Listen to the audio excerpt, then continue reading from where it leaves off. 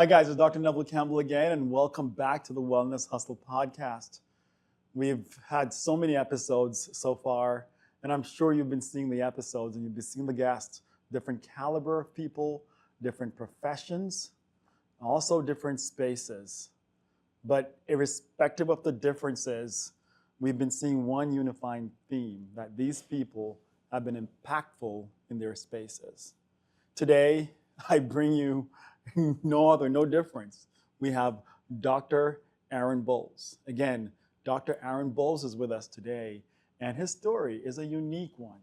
His journey is a unique one. His current position is a unique one, and I'm excited about where he's going and his plans for the space, for his life, for the future. Help me welcome, ladies and gentlemen, Dr. Aaron Bowles. My guy. Hey, man, thank you for coming, man. Man, thank you for having me. Appreciate you for making the time. Definitely a blessing to be here and be able to have this conversation. We've had plenty of conversations in the past, so this is really, I look at this as the cameras aren't even on. That's it. We're just chopping it up. Chopping it up, man. Yeah. And we've had some really good conversations, folks. Dr. Bowles and I have been connected now for about, is it 2 or 3 years now? It's been like 2. Yeah, about 2. Because I've been in Atlanta for a little over that. So over 2 years. Yeah, so probably was just a little bit before that we connected on social media. Yeah. And then maintained the connection. And I think what drew us together was similar professions. So we're both interventional spine physicians in pain medicine. We also have an MBA. I really like to talk about his educational background, though, because your journey to medical school, your journey to residency, your journey even to college. I'm curious to know, about the background of Dr. Bowles, and I'm sure others are curious to know too. Absolutely. Well, again, thank you for having me. For getting into medicine was really kind of a serendipitous type of thing for me. It happened through an injury, right? So I was always pretty smart, always had good grades, but basketball is my first love. And, that's what my goals and my dreams were, to play professionally, whether it be in the NBA or go overseas and play and, do that for some years, save up some money. They say that the money overseas is tax-free. So I was under this impression I was going to go over there, make some money, come back, get into real estate and just chill, not have to trade time for money. And, I took it very serious. I was the kid where the neighbors would come over and get mad at my mom because they hear basketball bouncing at 3 a.m. I'll never forget this story. I took a spray can with some spray paint and did like the free throw line outline on the pavement, right? On the pavement. That my mom paid for to have paved, and she came home and obviously she threw a fit. Of course, but that of course. Like I was just trying to simulate as much of the real You're deal as I could. Yeah, that's how passionate passionate I was about that. And I had a significant knee injury playing AAU basketball, and the previous conversation you had, I heard him say a lot of things happened at very pivotal moments in his life. When things are looking good, then something happens that almost seems like a setback when you're really anticipating, to kind of propel forward. Right. And it was the same thing. I was freshman going into my sophomore year. I was being pretty heavily recruited even by Division I schools. And a lot of that was because of my grades as well. And I had all these camps lined up, Nike camp, ABCD camp for the ones that know, about the AAU circuit. And first tournament of the summer, I flew down to North Carolina because I had actually moved to Maryland at the time. So my old team I played with invited me down to play, and I blew my knee out. It was like the 3rd or 4th game that day, and just got a still, went up for a layup. It felt like somebody kind of kneed me in the back of the leg. Like it wasn't like excruciating pain or anything like that. And so I fell to the ground, and I looked back to see like who fouled me. Nobody was there. Like the closest person was probably at 3-point line. And I'll never forget this day, man. I looked down and like my kneecap was literally, was on my Retracted. thigh. Yeah. And that was all I remember. I woke up as in the hospital and ended up moving back to Maryland because of that happening during the summer. And my mom was still living in Maryland at the time. Gotcha. And, long story short, my orthopedic surgeon was a younger Black doctor. And he really put that bug in my ear, like, hey, man, you have good grades. You're obviously an exceptional athlete, but you can utilize that and use that as leverage to be something bigger if the basketball Right. doesn't play out, Right. you know. And in seeing him, he had on scrubs, he had on Jordans. You know, I saw It was me cool. when I saw him. It Yeah. wasn't like he had the bow tie on that I didn't know how to tie, and things like we It was identified. I relatable. identified Yeah. with him, and so that stuck with me, you know, and just that was really my introduction into medicine. And you know, I was like, man, if I don't make it to the NBA as a player, I want to make it to the NBA as a team doctor. So I'm still in the NBA, just through a different lens. Gotcha. And that really kind of started, you know, my journey. And as we'll talk more, you'll know, as much as we think we know what's for us and what we want, it's not always what God has for us, right? And so I held on to this hoop dream for a pretty long time, and just so many barriers that occurring. And at some point I looked in the mirror and said, you know, it's time to man up and sacrifice this first love to for something greater, you know. And that was really it. You know, I had very interesting situation happen. So yeah, let's explore this. Yeah, let's explore this. I think, and a lot of people don't really know a lot about my story, and they know I obviously have. So before Dr. Bowles continue, I'm going to have to pause here because I'm getting excited because I know this was going to come up. And so, because when I heard a little bit about this, again, the impact that it has left on me, and even to now, I still look at him and I marvel. I'm still blown away because what he went through and still navigated through that and still became successful the way he is currently right now. It's a testament to the person, the motivation, the drive, the dedication, the discipline, the commitment that he has. So at this point, Doc, I know you have two beautiful daughters. They're gorgeous, actually. They're 19 now? 19, twins. They're both 19. They're twins. Gorgeous girls. And they're performing phenomenally academically. I mean, I watch his page and I see what they're doing. Again, gorgeous daughters. But was the story always gorgeous? No, not at all. And, you know, it goes back to when we speak about living by faith, not by sight, right? And how things may happen, and at that time it's happening, and you're like, man, this is like, feels like the end of the world. Not knowing what's on the other side of that is something much greater for you that you had no idea, right? That purpose that you thought you had may not necessarily be the purpose that God has for you. And it took a lot of trials for me to finally understand that. And I feel like now I'm at the point in my life where things happen and I don't necessarily react because I'm like, okay, it's a reason. It's a reason. Just stay patient, stay the course. Not going to say something happens, I don't get upset and show emotion, right? Exactly. That's human nature. I'm trying to get to the point where I don't even let those circumstances affect my emotions. But, you know, I'll give you the long story short version, That's right? all right. So again, basketball is my first love. I ended up bouncing back from that injury that I had going into my sophomore year of high school, and subsequently signed a full basketball scholarship at Lenoir-Rhyne University, which is a liberal arts school in North Carolina. And, you know, I had been dating someone, you know, this was like the high school sweetheart situation. And I think you just sometimes outgrow people, you kind of gravitate away from each other, and that's okay, right? And I think we both kind of understood that. And it came a time where we weren't really communicating and talking. And then graduation night, I saw her, you know, and just one thing led to the next, let's just say that. And a few days later, I was actually leaving to go to Maryland, which is where I would go to train for basketball. And at this point, this is like prime time because I'm about to start college, my freshman year. Was very excited about that. And I got a call, you know, maybe about a month and a half later that she was pregnant. And me being how I am, I was still kind of naive to it. It's almost like, really? Yeah, like I didn't think that it was going to impact me, because I was like, I didn't want to have kids at that time. It wasn't something that was planned. I was 18, had just turned 18. It wasn't planned, and it wasn't part of my plan. Again, my plan, right? Not God's plan.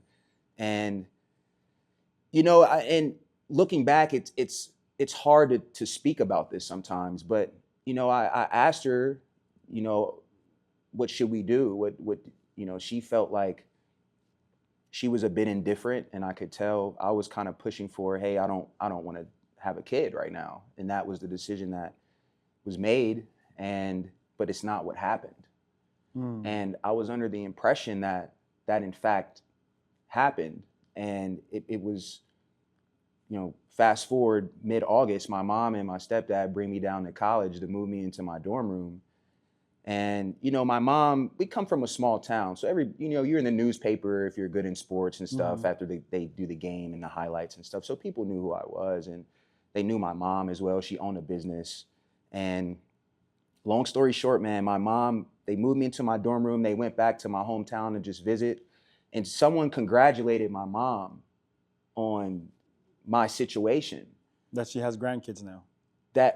She was still pregnant, but now we're further along where we now know that it's not just one kid, it's twins. Ooh. So I knew none of this, right? Yeah. So I found, and I was talking to my mom about this the other day because I wanted to bring it up to her to make sure that she still remembered that day. Right. And we both just solidified that that's in fact what happened that day. And I'll never forget it. I was in the gym shooting around.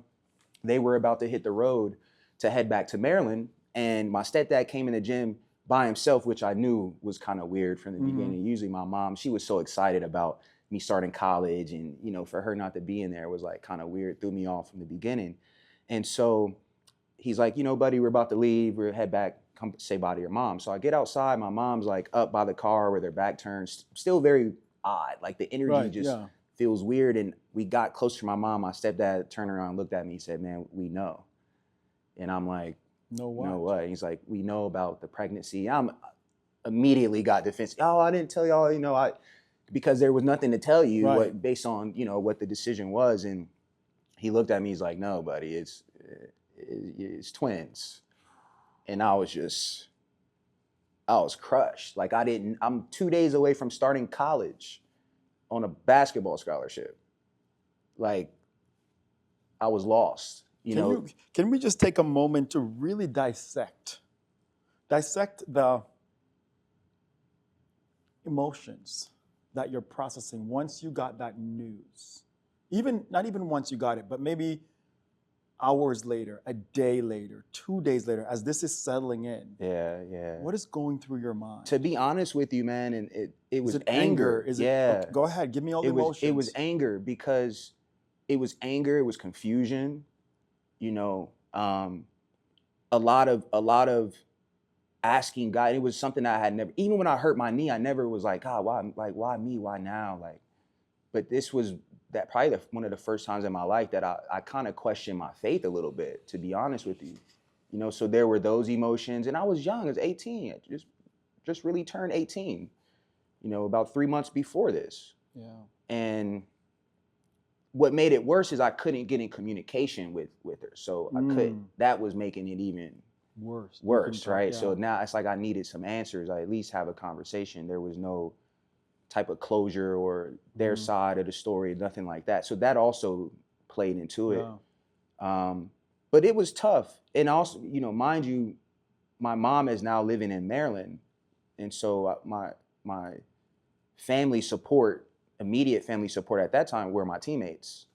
You know, they're my teammates. But these are also guys that I also just met. So they're my teammates, but it's not like they're like close like that. Yeah, exactly. Yeah. You know, so it was tough. And to be honest with you, I think that day is when my basketball career ended. Although I continued, it ended that day. The reality of what is going to come. Yeah. My mind was never all the way there at that point. And I also never had the ability again to just focus on basketball, because now there's 2 other people I have to worry about. So when did you officially meet them? I was there when they were born. Gotcha. Yeah. So you know, eventually we talked and stuff, and it was going to be what it was going to be. I had no, you know, I lost my father when I was like 6 months old.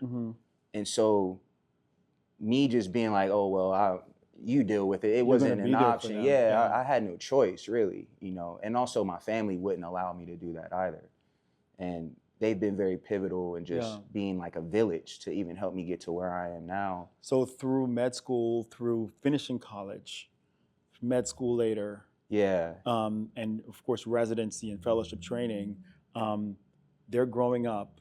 You're getting help from mom and whoever else. absolutely. So I'm working. This is funny too.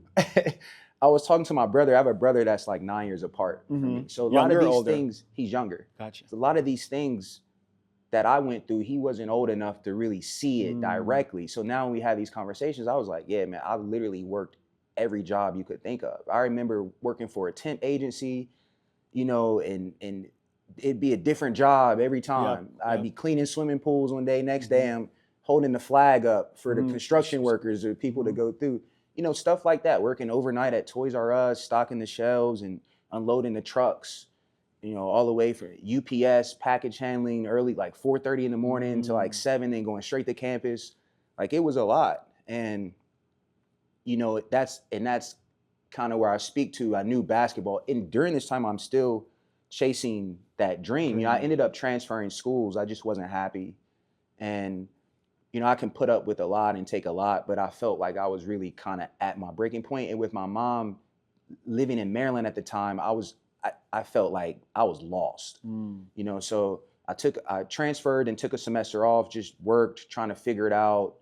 And then I reached out to a school that was recruiting me coming out of high school, and they ended up giving me a chance at Bowie State University. So I went there, which that's a whole other conversation, you know, is whenever you transfer schools, you have to redshirt a year. Of course. So during my redshirt year, you know, the Coach Lukey gave me a chance, and he resigned after my redshirt year. So now we got a new coach from GW that came in fight through that with his own. Again. I mean, he didn't consider me as being on the team, to be quite frank, and that it kind of crushed me. Like I won't forget. It's certain things that I just don't forget. We all had a workout shortly after meeting him, the new coach, kind of like an open run. And at the end of the open run, he's like, you know, all returning players come to the center. So I'm walking to the center of a teammate, and he's like, oh no, like returning players, like just. To the point where my teammates are like, nah, coach, like that's But his whole thing was you were a redshirt, you didn't play, so we don't like you. Almost have to like try out for the team type of situation, and that was the breaking point. I was like, okay, it's time. It's time. It's time to hang it up. Like I got twin daughters, and I'm working 2 jobs, taking 20 credits. Now my grades suck because something's got to give. I mean, time is limited. Yeah, something's got to give, right? So, yeah, that day I was like, I'm done.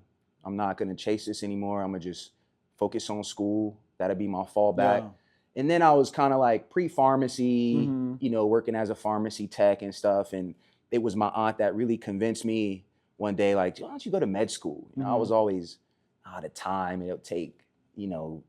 Med school, 4 years, residency, 4 years, depending on what you do. It might be neurosurgery, 7 years. So depending on what you want to do, you know, you're looking at fellowship training, fellowship, 2 or 3 years. It all depends. Yeah, man. So I'm like, man, I'd rather, you know, pharmacy. I'd come out 3-4 years, making money, hundreds, thousands. Back then, your perspective of money is very different, and how far money goes, how long it goes. It was different, right? So, but she was just like, man, just go to med school. Just do it. Don't worry about time. By the time you snap your finger, you'll be almost done. Facts. And I did, man. We had that conversation. That was my first time in Vegas. My cousin's birthday. We were out there. And we were on the balcony. And my auntie told me, Aunt Tracy, she'll tell you to this day, she was like, that's really, I got back to campus. I went to my financial advisor, my academic advisor, I switched to pre-med. I was already doing like a biochem. So a lot of the prerequisites I had already we're knocking out. So it worked out. You know, it cost me maybe an extra 2 semesters though. Okay, still. Because there were some other prerequisites that I had to take. But, you know, and fast forward, I got into Howard University, best decision of my life. And, you know, back to kind of how we met, I was scrolling Instagram one day, your profile pops up. And the first thing I saw was MD MBA. And mind you, I don't see a lot. Like, you know, you don't see a lot of that, right? Especially that look like us, right? You just don't see it. And I saw you worked out. He does pain. I'm like, okay, hold on, I gotta reach out. I gotta reach out. And I literally just sent a message, and introduced myself, said, hey, I remember. saw that you were in Atlanta. I was confused. I was like, does he live in Vegas? Right. Does he live in Atlanta? Where is he at? But I saw you were in Atlanta at least some portion of the Yep, time. yep. And I just remember, hey, man, let's connect and see where we can align. Right, Right. And it goes back to the mentorship right. discussions that we've had before. And, I think that I'm a firm believer that it's not what you do, it's what you help somebody else do. Amen to that. And who have you impacted? Yes. Right? You can have all the money in the world, all the Mhm. fame, but if you haven't had an impact on someone else, what are you really doing? What legacy? You mentioned the word legacy, Yes. right? What legacy do you have? Yeah. And I think that should extend outside of even your family. Absolutely. Because the family's a guarantee. We want to Yes. make sure they're set up for success, right? Mhm. But also the kid that I know Yeah. nothing about, but Mhm. he or she, they're hungry, Yeah. they're ambitious, they're motivated. They just may not have the ability or resources Right. to The know how to knowledge, the navigate, direction. right? Exactly. They don't have the Yeah. recipe. Yeah.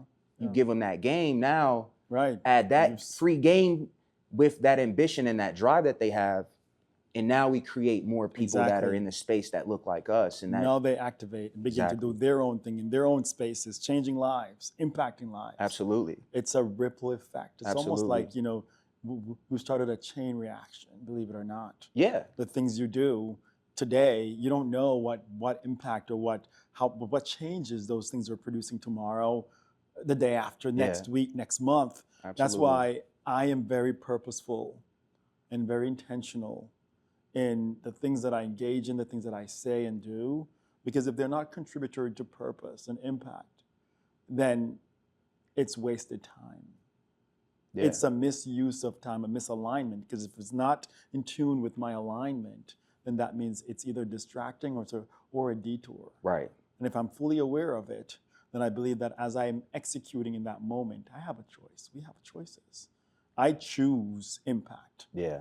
And because I know how important this is for legacy, not just family, but for as you're trying to change the space, change your space. It's not just you, it's anyone who's in that space Exactly. is going to be impacted. So let's fast forward. So you said, just go back to your daughters. Back to Okay, so 19 years old. So 19 years ago, you were going through all this uncertainty, right? Fast forward, you've completed college. Well, you finished high school. You've completed college. You've completed medical school. You've completed residency. And you've completed a fellowship training. And now you're working professionally. Right now, your daughters are 19 years old. How are they doing now? Amazing. Tell God me about, is so good. Tell me about the now. God is so good, Let's man. see, So let's see this glow up that God had in store all this time. they've been superstars Yeah. from day one, but they just, that grind and that hustle, they just have it.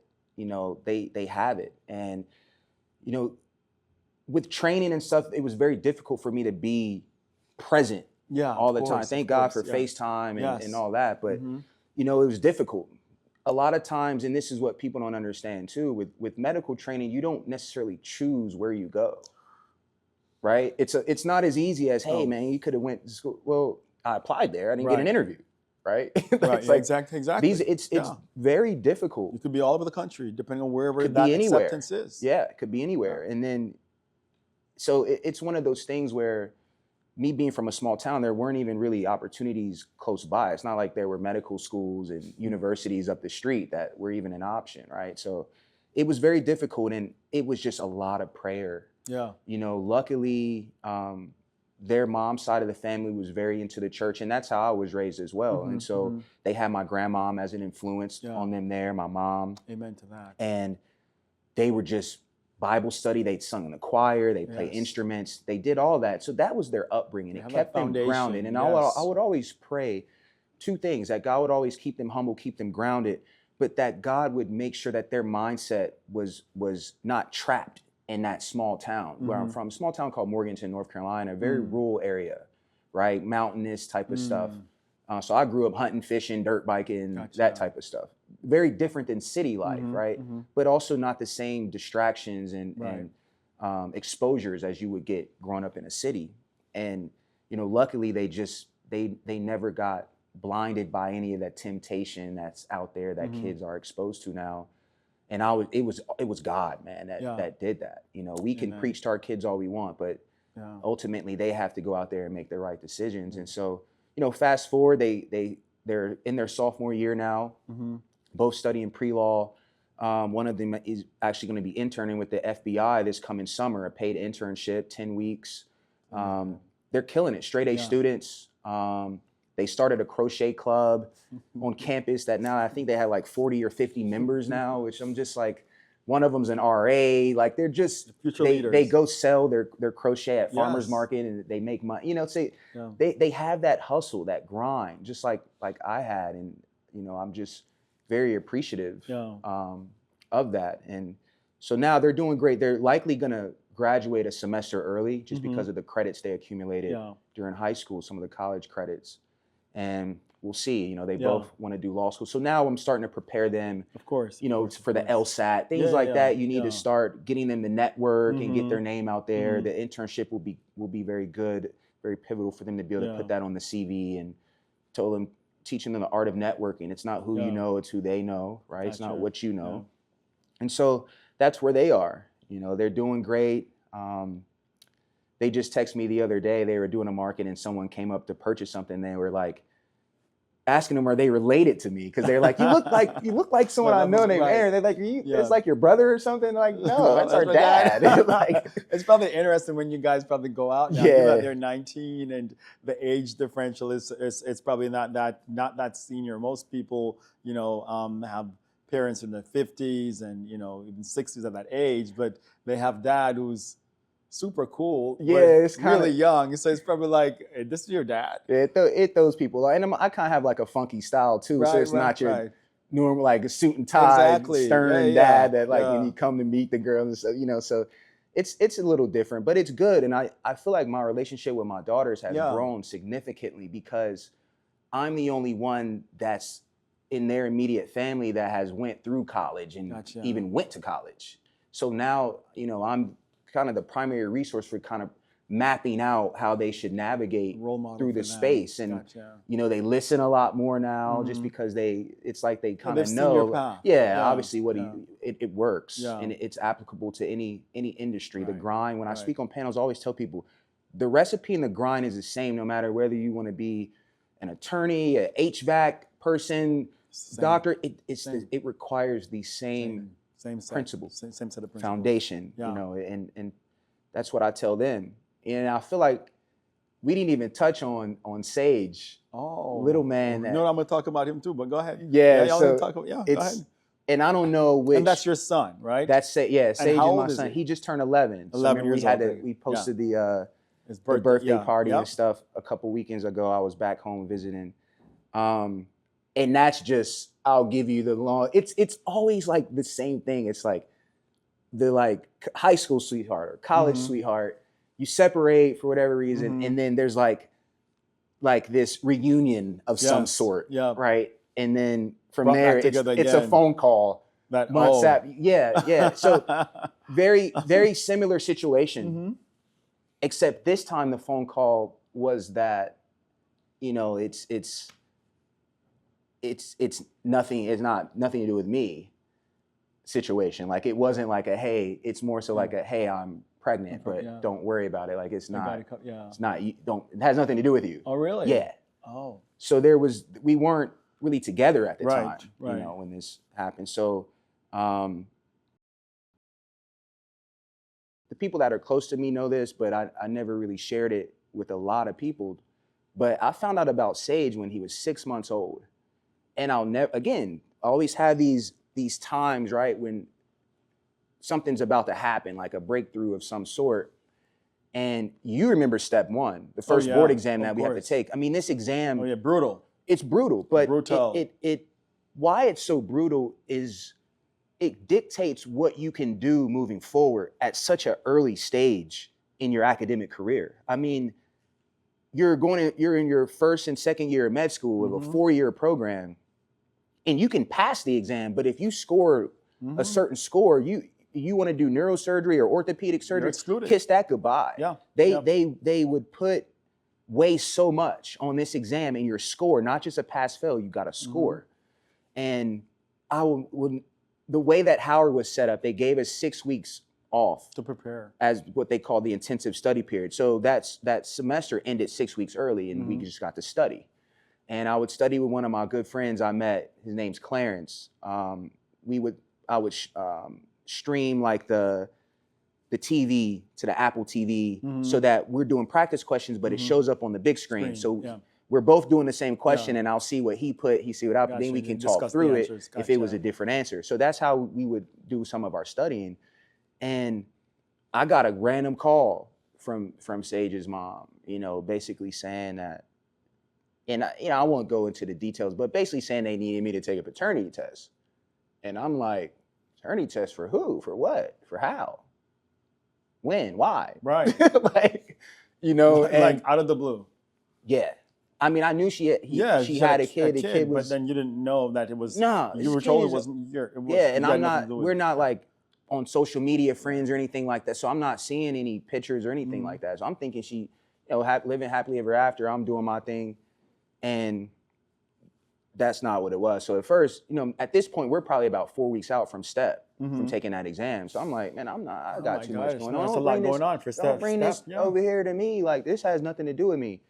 And long story short, I will never forget this. One day, she sent me a picture, the baby picture of one of my baby pictures beside Sage's baby picture. And me being in, like, I'm thinking, there's no way this is my kid. Like, it can't be, right? So I sent a picture to my best friend. His name's Stoney, lives in Morganton, North Carolina, where I'm from. Stoney calls me, and he was like, Bowles, that's what everybody called me, Bowles. Said, Bowles, that's your son. And it was at that moment that I would at least called her like, hey, I'll take the paternity test. I got to clear this up somehow, right? Yeah. At least get it off my conscience. Whatever it's going to be, it's going to be. And took the paternity test. It was my son. And he's 6 months. At this point, I'm probably about 2 weeks out from STEP, taking that exam. But even me being like, I can get through whatever. Like, I'm good. Like, that's still a lot. It really hit me after STEP. Yeah, I finished the exam, right? And everybody else is going to like happy hour and to celebrate. Mind you, I was super late to the exam. I wasn't sleeping and stuff. They didn't let me sit for it almost. And I remember burning up my whole hour break that they give you for like an 8-hour exam after the first question set, just to go like splash water on my face, get myself together. But after the test, you can get all your belongings out of the locker. And I have all these missed calls from my mom and Sage's mom and some. So he had croup. He was in a hospital. Gotcha. So everybody's going to celebrate finishing the board exam. You have to go take care of that. Yeah. I'm driving on, and I just found out about, So that's when it hit me. Like, man, this is real. Yeah. This is real. So there's one thing, and through all these stories, there's a remarkable theme. There seems to be this theme of recovery and resilience, right? Because every step of the way, it seems like at those moments you're hit with some sort of, it's not really, it's just something that could have broken you, or changed your trajectory.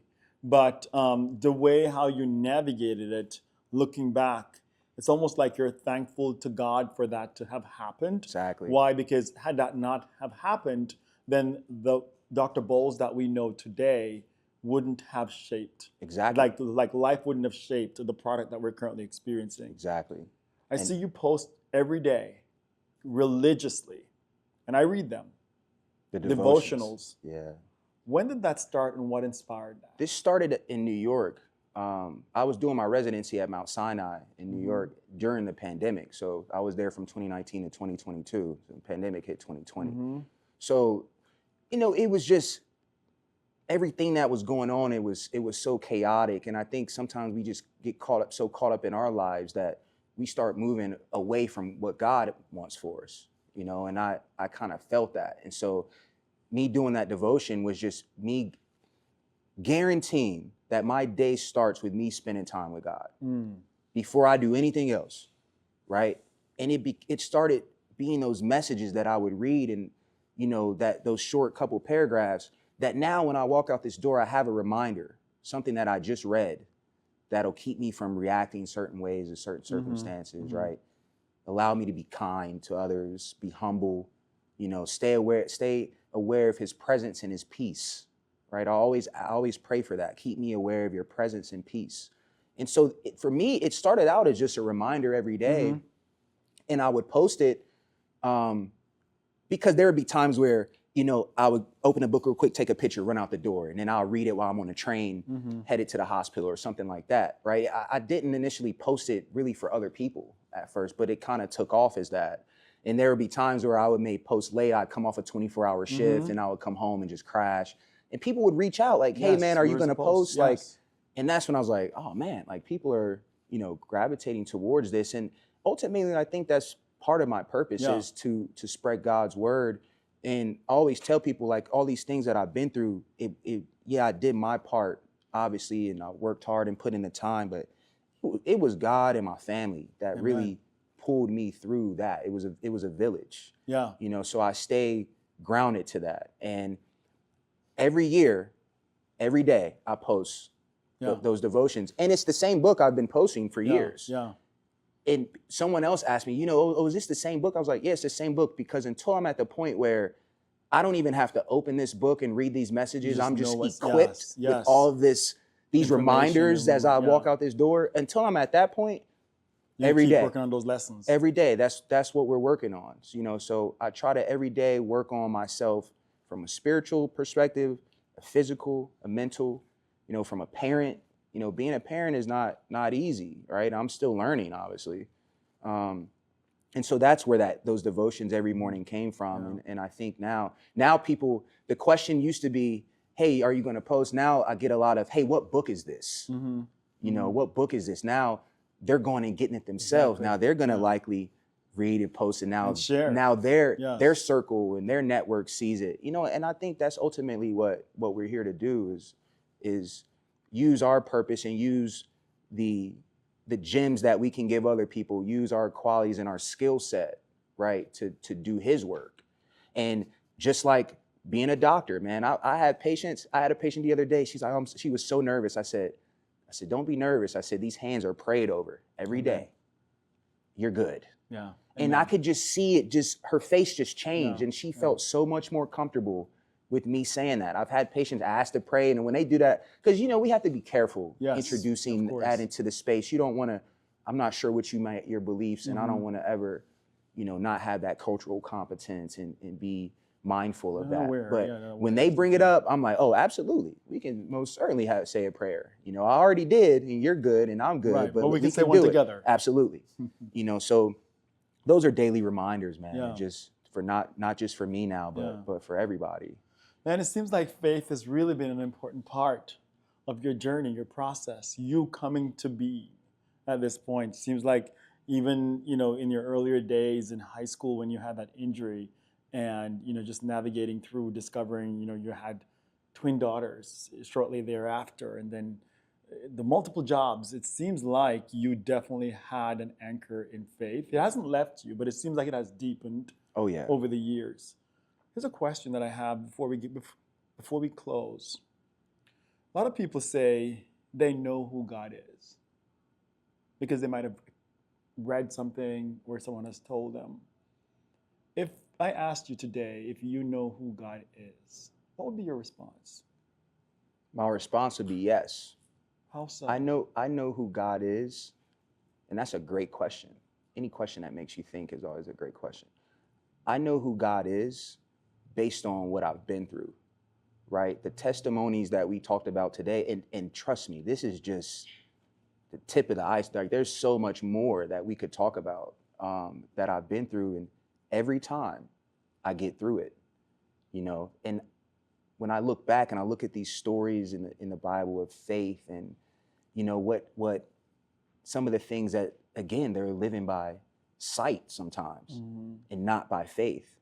And I feel like there's no way I would be where I am today if there wasn't for God. And just looking at what he's done for other people around me, how and again, we always strive to be better people. I'm not some like I'm always preaching to people, stuff like Mhm. that.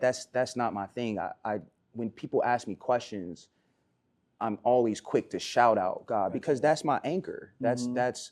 That word is what allows me to go and do what I feel like is the right thing to do, and also share that with Yeah. other people. And so I feel like I know who he is, and I know how and what we should do to get closer to him. The key is doing those things Mhm. consistently, Yes. having the discipline to, forego um, any of the temptation that's out there, Mhm. right? Um, to stay disciplined, to not do things that we pray and ask for forgiveness for, knowing we're gonna go right back out here and do them again, Yeah. right? Having that discipline, I think it rubbed off on other things in life too. So it all ends up coming back full Yeah. circle, Yeah.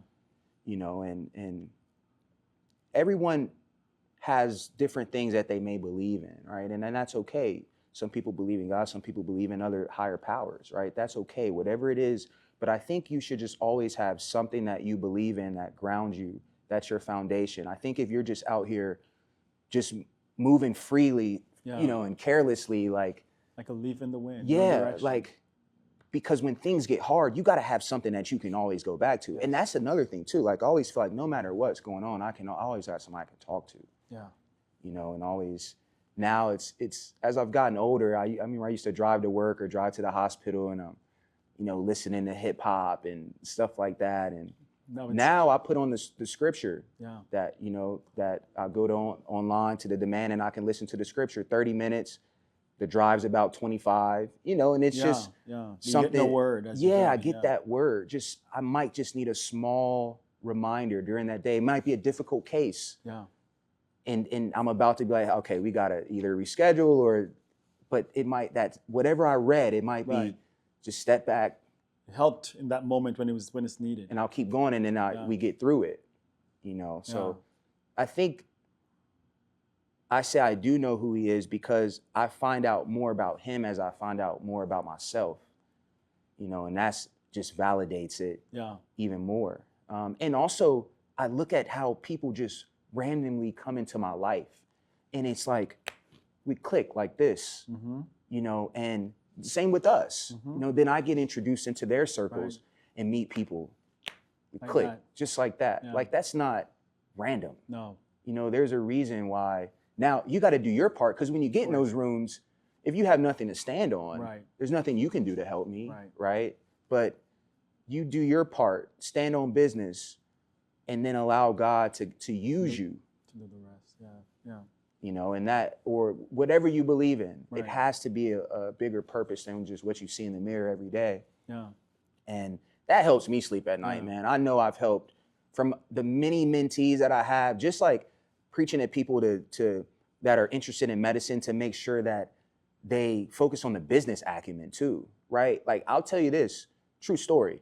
When I did the MD MBA program at Howard, there were a few people that had done the program before me that were telling me, Mhm. the advantages of it.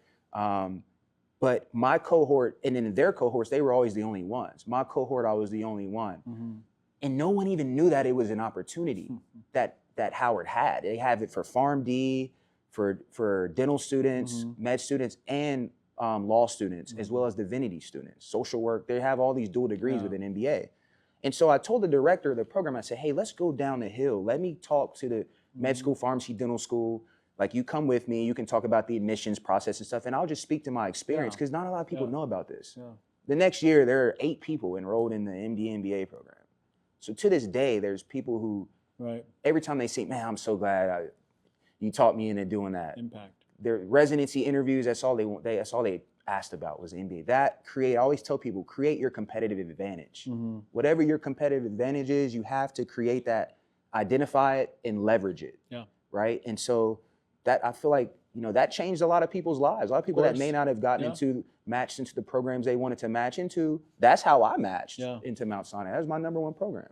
And all we talked about was the MBA the whole time, and so things like that, just being a leader, allowing your voice to do more than just fill a room, right? We want to be beyond that, reach beyond that.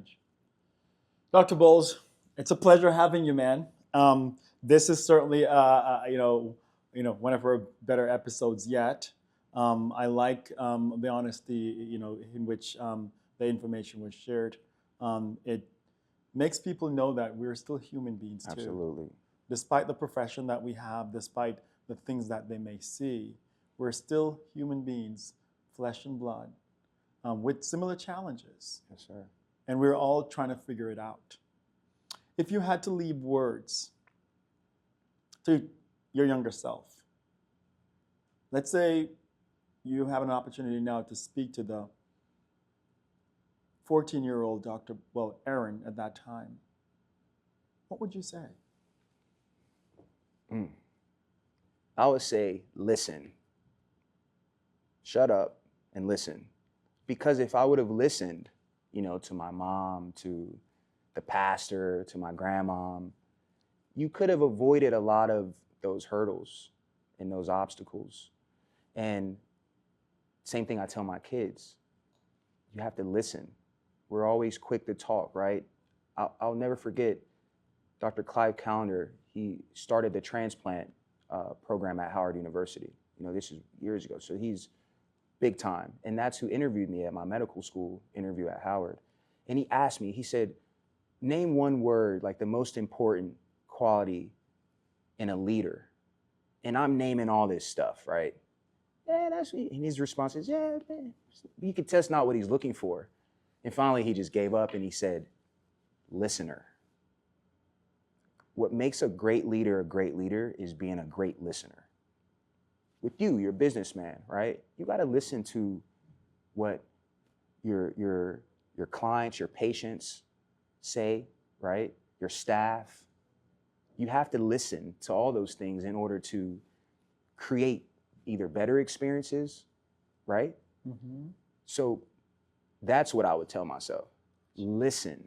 I'm always, and my mom, it's funny, the running joke is I should have been an attorney, just because I have something, anything you say, I got the counter already on the top of my tongue, and I got another counter to that. It's cooked and ready. It's cooked up, it's ready, and so you be so quick to talk, but not just listen. And so, that's what I would tell myself. I learned that late in life, and now I utilize it. I'm a listener. Like when I'm around you, I tell you, I'm a sponge. I never feel like I'm too up here. I can learn from a student that's rotating with me. Right. I'm never gonna be too up here to be able to learn, so that's what I would tell myself. Be a good listener, and that's what's gonna allow you to ultimately be a great leader. Yeah. Ladies and gentlemen, there you have it. Dr. Aaron Bowles himself. While we didn't go a lot into his profession itself, I think we touched on many, many important life lessons. Dr. Bowles, thank you for leaving with us that important message, not just for the 14-year-old Aaron, but for us and the listeners, the people who will be receiving this content. The importance of listening. I think we all can benefit from that lesson. It was a pleasure having you on the podcast. Looking forward to chopping it up again, man. Yes, sir. Thanks again, brother. Yes, sir. Thank you. Thank you.